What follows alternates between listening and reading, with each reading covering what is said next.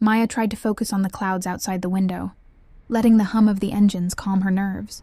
The tall man beside her, whose name she hadn't asked yet, kept talking casually, asking about her school and her project. He listened intently as she explained her wind energy model, nodding thoughtfully. Maya felt a strange mix of comfort and awe. He seemed genuinely interested. Meanwhile, the couple in front continued to whisper, glancing back every few seconds. Their earlier smugness had faded into restless curiosity. Something about the quiet man intrigued them.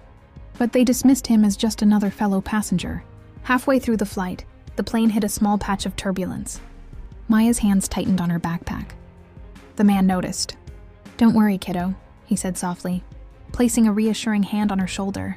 "Turbulence is just a little jiggle. The plane is stronger than you think."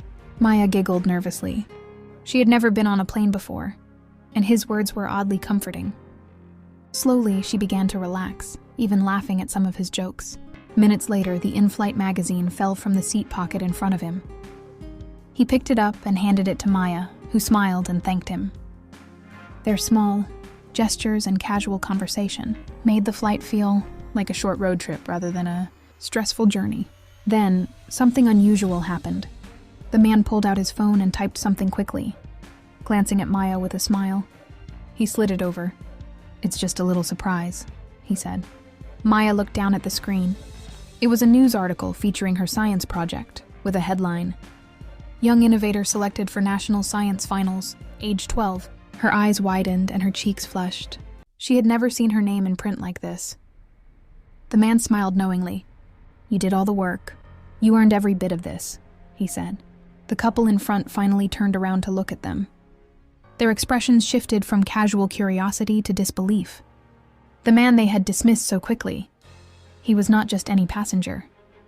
He was the CEO of the National Science Foundation, the very organization that was hosting the competition Maya had worked so hard to reach.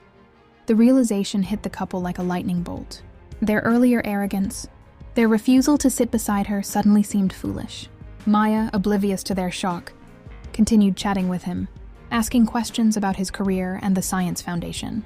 He encouraged her, telling her stories about famous scientists and innovators who had faced rejection before, achieving greatness. By the time the captain announced the descent, Maya felt an overwhelming sense of pride and gratitude.